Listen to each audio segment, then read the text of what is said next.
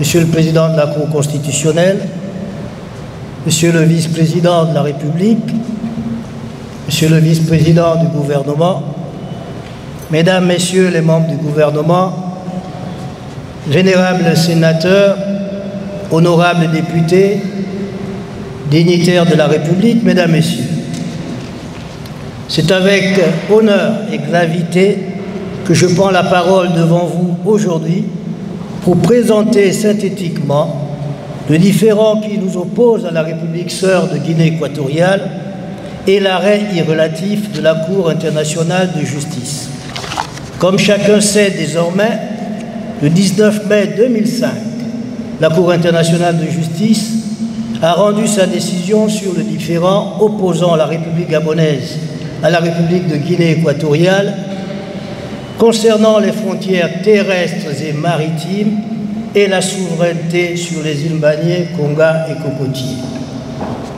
Permettez-moi d'insister sur le titre officiel de l'affaire tel qu'il apparaît dans l'arrêt de la Cour internationale de justice: délimitation terrestre et maritime et souveraineté sur des îles. Vous l'aurez compris, et j'insiste sur le titre pour bien faire comprendre que Banié n'est que la dernière question posée au juge. Ce premier point fait, je voudrais ensuite rappeler que l'arrêt du 19 mai 2025 est l'aboutissement provisoire d'un litige qui oppose nos deux pays depuis plus de 50 ans et qui avait déjà opposé la France et l'Espagne pendant la période coloniale. S'agissant du rappel historique, je l'ai dit il y a un instant, ce conflit remonte à la période coloniale, même si les tensions se sont intensifiées après l'indépendance des deux pays. C'est au début des années 70 que le conflit apparaît dans sa forme actuelle. Dans un premier temps, le différend sera d'abord traité dans le cadre d'une médiation africaine confiée au président Marien Ngouabi du Congo et Mobutu Sese Seko du Zaïre. Il s'agissait pour la médiation africaine, qui tiendra 2 sessions à Kinshasa et à Brazzaville, d'aider au règlement du différend par des voies pacifiques et, je cite, dans un esprit de bon voisinage, de solidarité et de fraternité africaine. Fin de citation. La tension baissera à la suite de cette médiation et au milieu de l'année 1973, un réchauffement substantiel des relations s'amorcera entre les deux pays. Ce mouvement se concrétisera par une première rencontre entre les deux chefs d'État à Libreville en juillet 1973, suivie d'une visite officielle du président Francisco Macias Nguema au Gabon en juillet 1974, avant que le président Albert Bernard Bongo ne se rende à son tour en visite officielle en Guinée équatoriale. Et c'est au cours de cette visite que sera signée le 12 septembre 1974 la Convention de Bata, précisant et déterminant les frontières terrestres et maritimes entre le Gabon et la Guinée équatoriale. Cette convention reconnaît la souveraineté gabonaise sur Banié, Cocotier et Konga, et elle trace la frontière maritime entre les deux pays. Par la signature de cette convention, il était légitime d'estimer avec le président Albert Bernard Bongo, cité par le quotidien L'Union du 20 septembre 1974, je cite, que tout était réglé avec la Guinée équatoriale. Fin de citation. Cette convention de Bata, que la Guinée nie aujourd'hui, a bien produit ses effets puisque plus de 10 ans, la Guinée ne l'a jamais contestée. Qu'il me soit permis, Monsieur le Président de la République, à ce stade, de faire un nouveau point. Bien que l'original de la convention de Bata n'ait pu être retrouvé, une ampliation officielle se trouve toujours aujourd'hui dans les archives du ministère français des Affaires étrangères, puisque le président Albert Bernard Bongo l'avait transmise à la France, ancienne puissance coloniale. Et de nombreuses preuves de son existence figurent dans les différentes écritures de la République gabonaise à La Haye. Ceci posé, les tensions renaissant au début des années 2000, les partis accepteront l'implication de l'Organisation des Nations Unies. C'est ainsi que s'ouvrira en août 2003 la première médiation onusienne, et je me permets de saluer la présence avec nous du ministre d'État Jean Ping, qui était à la tête de la délégation gabonaise avec Madame le Président de la Cour constitutionnelle d'époque, Marie-Madeleine Bolonzo. Cette première médiation, ouverte en 2003 sous le magistère de M. Kofi Annan, secrétaire général, et la conduite de M. Yves Forcier, visait au départ à trouver une solution négociée et selon les termes du médiateur, gagnant-gagnant, sur le tracé des frontières comme sur la mise en place d'une zone de développement conjoint, une ZDC, pour l'exploitation des ressources maritimes de la zone. Très vite, cette médiation allait principalement se consacrer sur cette question de la ZDC. Elle allait tenir 9 sessions entre juillet 2003 et octobre 2006. Elle allait s'arrêter sans autre forme de procès et sans résultat. De fait, si les deux parties avaient fini par s'accorder sur le principe de la mise en place d'une ZDC, elles n'arriveront pas à harmoniser les positions sur l'emplacement de la dite zone. La Guinée équatoriale la situait au sud du premier degré de latitude nord, entre Coco Beach et Libreville, quand le Gabon la situait de part et d'autre de ce même parallèle du premier degré de latitude nord.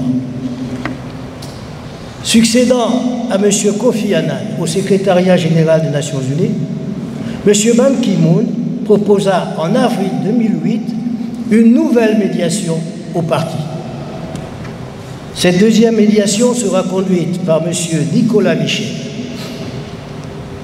Prévue en 2 phases d'une durée de 6 à 12 mois, elle visait la continuation de la première médiation en vue d'établir par accord la zone de développement conjoint et, à défaut, la négociation d'un compromis juridictionnel. Lors de l'ouverture de cette deuxième session de médiation en juin 2008 à New York, alors que les parties s'étaient accordées sur l'organisation en 2 phases de la nouvelle médiation, la délégation équato-guinéenne exigea du médiateur le passage immédiat à la négociation du compromis juridictionnel, ce que le Gabon accepta dans son souci permanent de paix et de fraternité africaine. La deuxième médiation onusienne durera 4 ans, entre juin 2008 et mai 2012. Elle se terminera comme la première sur un constat d'échec. Aucun contact n'aura lieu ensuite entre les parties pendant 4 ans, jusqu'à ce que le secrétaire général des Nations Unies relance la médiation en désignant un 3e médiateur en janvier 2016, M. Jeffrey Feltman. Cette 3e et dernière médiation tiendra 2 sessions en janvier et en avril 2016 et se conclura par la signature du compromis juridictionnel en novembre 2016 à Marrakech, en marge de la conférence des Nations Unies sur les changements climatiques COP22. C'est le lieu, mesdames, messieurs, de faire ici une 3e mise au point. En effet, contrairement à certaines fausses affirmations véhiculées ici et là, l'option de mettre un terme à la recherche d'une solution diplomatique et donc l'option de saisir la Cour internationale de justice est le fait de la Guinée équatoriale qui, du reste, saisira la Cour pour déclencher la procédure en mars 2021. Le Gabon n'a donc fait qu'y répondre. L'instance a été ouverte par la soumission, le 5 octobre 2021, de son mémoire par la Guinée équatoriale, suivi dans les délais fixés par la Cour du contre-mémoire du Gabon, de la réplique de la Guinée équatoriale et de la duplique du Gabon avant que ne s'ouvrent les plaidoiries en décembre dernier. Excellence, Monsieur le Président de la République, Mesdames, Messieurs, avant de passer à la présentation de l'arrêt de la CIJ, qu'il me soit à nouveau permis de faire une nouvelle mise au point face à d'autres fausses affirmations qui circulent ici et là. Ce dossier a été suivi pendant plus d'une décennie par une commission nationale composée d'experts de diverses spécialités, juristes, géographes, cartographes et de représentants de plusieurs administrations, dont les affaires étrangères, l'intérieur et les hydrocarbures. Et ce n'est qu'au moment de l'ouverture de l'instance devant la CIJ que le Gabon a désigné ses agents, parmi lesquels 2 représentants du ministère des Affaires étrangères, et mis en place son équipe conseil national et international composée de grands noms du droit international, à l'image du professeur Alain Pellet, très connu dans ce milieu. Passons à présent à la présentation de l'arrêt. Conformément au compromis, la Cour était chargée de délibérer sur la validité des titres juridiques, traités et conventions invoqués par les 2 parties dans le cadre différent, s'agissant de la délimitation des frontières maritimes et terrestres communes et la souveraineté sur les îles Mbagné, Konga et Cocotier. Article 1er du compromis. Pour le Gabon, il s'agissait de se prévaloir 1. de la Convention spéciale sur la délimitation des possessions françaises et espagnoles dans l'Afrique occidentale, sur la côte du Sahara et sur la côte du Golfe de Guinée, signée à Paris le 27 juin 1900. 2. La Convention délimitant les frontières terrestres et maritimes de la Guinée équatoriale et du Gabon, signée à Bata le 12 septembre 1974. Pour la Guinée équatoriale, il s'agissait uniquement de la Convention spéciale sur la délimitation des possessions françaises et espagnoles dans l'Afrique occidentale, sur la côte du Sahara et sur la côte du Golfe de Guinée, signée à Paris le 27 juin 1900. Qu'a dit la Cour sur la frontière terrestre? La Cour a conclu, malgré des centaines de preuves documentaires fournies par le Gabon, copie de la Convention, articles de presse et de doctrine, images, vidéos, correspondances diplomatiques entre ambassades occidentales, la Cour a conclu que la Convention signée à Bata n'était pas, à ses yeux, un titre juridique au sens de l'article 1er du compromis. Et en tant qu'agent de la République gabonaise, j'ai pris, dès la sortie de l'audience, acte de cette décision. Décision, quant à qu'agent, je ne saurais commenter. Pour autant, mesdames, messieurs, si nous sommes tenus de respecter la décision de la Cour, rien ne nous oblige à mentir et à dire le contraire de la vérité. Car, comme je l'ai dit lors des audiences, nous savons que nos frères de Guinée équatoriale savent que nous savons qu'ils savent que cette convention de Bata a bien été signée le 12 septembre 1974 chez eux. Et la décision de la Cour ne changera rien à la réalité historique. Pour revenir sur l'arrêt, s'agissant de la frontière terrestre, la Cour a estimé que le seul titre faisant droit, c'est uniquement la Convention franco-espagnole de 1900. Et que donc, la seule frontière existant à partir de cet arrêt sur le plan terrestre, c'est la frontière décrite à l'article 4 de la Convention de Paris. Convention de Paris dont la Cour a rappelé qu'elle n'a jamais été modifiée et pour cause, sa seule modification était issue de la Convention de Bata qu'elle ne reconnaît pas. Et le dernier alinéa de l'article 4 de la Convention de Paris est clair, il dit ceci, je cite, « La ligne de démarcation entre les deux colonies sera formée par le méridien 9 degrés est de Paris jusqu'à sa rencontre avec la frontière méridionale de la colonie allemande du Cameroun. Autrement dit, en français facile, la frontière entre les colonies françaises et espagnoles est constituée par une ligne droite, celle du méridien 9 degrés est de Paris. La frontière actuelle que tout le monde connaît, que tout le monde peut vérifier en sortant de cette salle, est constituée par le cours de la rivière Kié. Et elle n'est rien d'autre que la frontière fixée dans la Convention de Bata de 1974. Or, comme la Guinée équatoriale nie l'existence de cette convention et que la Cour l'a suivie, il ne reste aujourd'hui qu'une seule frontière, celle de la Convention franco-espagnole de 1900. En appliquant la décision de la Cour, qui ne reconnaît que la Convention de 1900, la conséquence pratique est que la Guinée équatoriale devrait céder autour de 375 km² de territoire gabonais de la Convention de 1900. De même que le Gabon devrait céder une petite portion de terre au nord de Médounou. Sur la frontière maritime, la Cour a estimé qu'aucun des titres invoqués par l'une et l'autre partie ne faisait droit en la matière. Et dès lors qu'elle ne reconnaît pas la Convention de Bata qui avait fixé cette frontière, il n'y a donc à ce jour pas de frontière maritime entre les deux États.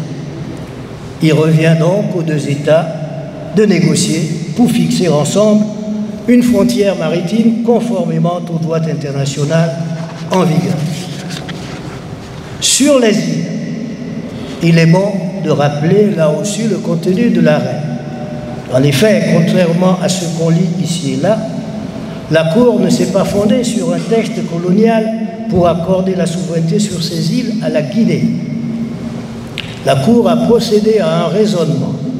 Elle a estimé que l'Espagne avait eu périodiquement à exercer sa souveraineté sur ces îles pendant la période coloniale et que par conséquent, en devenant indépendant, la Guinée équatoriale héritait de ses expériences de souveraineté.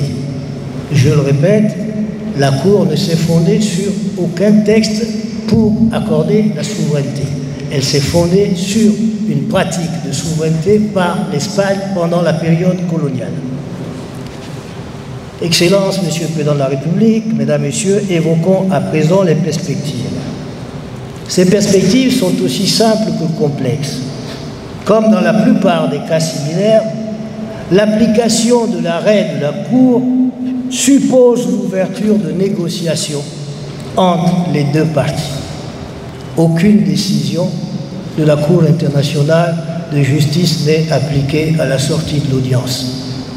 Et pour vous en donner une simple illustration, dans l'affaire Bakassi opposant le Nigeria au Cameroun, l'application de la décision ne s'est faite que 10 ans après, à la suite d'un traité entre les deux États. Et pour le dire plus simplement, cet arrêt, pour être mis en œuvre, devrait l'être sur tous ses pans. La frontière terrestre à revoir, la frontière maritime à fixer et le transfert de souveraineté sur les îles. Il revient donc aux deux pays d'examiner ensemble les implications pratiques, notamment la détermination et le retour des territoires concernés chez leurs titulaires de la Convention de 1900, la fixation de la frontière maritime, le transfert de souveraineté sur les îles. Les parties pourraient le faire en bilatéral ou avec l'assistance d'une médiation afin de privilégier les bonnes relations fraternelles et la paix. Ceci suppose donc un dialogue de fond, constructif, de bonne foi et dans un nécessaire esprit de compromis, étant bien entendu que les États restent souverains au-delà de l'arrêt de la Cour pour choisir ce qui correspond le mieux à leurs intérêts et aux impératifs catégoriques, je le répète, de fraternité et de paix. Excellence, Monsieur le Président de la République, Mesdames, Messieurs, qu'il me soit permis, à défaut de conclure, de rappeler ceci. Nous ne sommes pas tous tenus de nous aimer, mais j'ai la faiblesse de penser que nous sommes tous tenus d'aimer le Gabon. Ce petit quelque chose que je viens d'évoquer, Mesdames, Messieurs, s'appelle le patriotisme. Honneur et fidélité donc à la patrie, je vous remercie. Au moment où je me tiens devant vous, Monsieur le Président de la République, et en présence de cette auguste assemblée, j'ai une forte pensée pour tous ceux-là,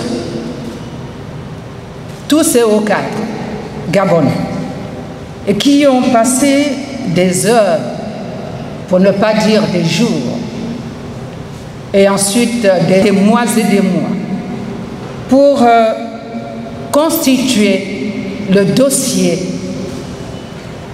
du différent frontalier entre la République gabonaise et la République sœur de Guinée équatoriale. Ce dossier, comme le professeur Osatanga vient de nous le présenter succinctement, représente entre nos mains des tonnes et des tonnes de documents. Plus de 20 ans, les hauts cadres gabonais, sous la houlette des hautes personnalités de ce pays, je citerai entre autres Monsieur l'ancien ministre d'État en charge des Affaires étrangères, Monsieur Champing, Monsieur le ministre d'État Paul Ntungui, en charge des Affaires étrangères à l'époque, Madame le ministre en charge des Affaires étrangères Longonjou, Monsieur Mbumbu Meyakou, ministre d'État en charge de l'Intérieur, hélas il est déjà parti, et bien d'autres personnalités qui ont eu à participer à la constitution du dossier Gabon, qui devait être d'abord soumis, comme le professeur l'a indiqué tantôt, au médiateur, comme il l'a indiqué, dans le cadre d'une médiation devant les Nations Unies. Mais en dehors de ces personnalités, il y a eu d'autres, des techniciens de haut rang. Je citerai M. Roger Sikout Ngendia, plutôt Mavung, qui nous a quittés. Je citerai Guillaume Pambou Chivunda, le spécialiste du droit international dans notre pays, connu d'ailleurs dans le monde entier. Je citerai des grands professeurs de renom et des juges de renom, Kebambaye, qui était juge d'ailleurs à la Cour internationale de justice, les professeurs Kenedek, M. Alain Pellet, qui est professeur émérite et chargé justement des questions de frontières, reconnu dans le monde entier, et des cabinets de notoriété reconnus dans le monde entier, le cabinet Everschelz, le cabinet Freshfeld, qui nous ont accompagnés pour constituer le dossier de défense des intérêts de la République gabonaise devant les Nations Unies et par la suite devant la Cour internationale de justice. Mais je voudrais, avec humilité, faire aujourd'hui devant tout le monde notre mea culpa.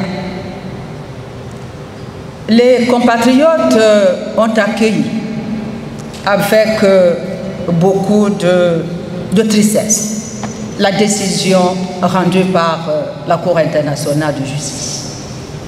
Mais, chers compatriotes, ce n'est pas parce que cette décision aujourd'hui est commentée chacun à sa manière que le Gabon est revenu bredouille de la Cour internationale de justice.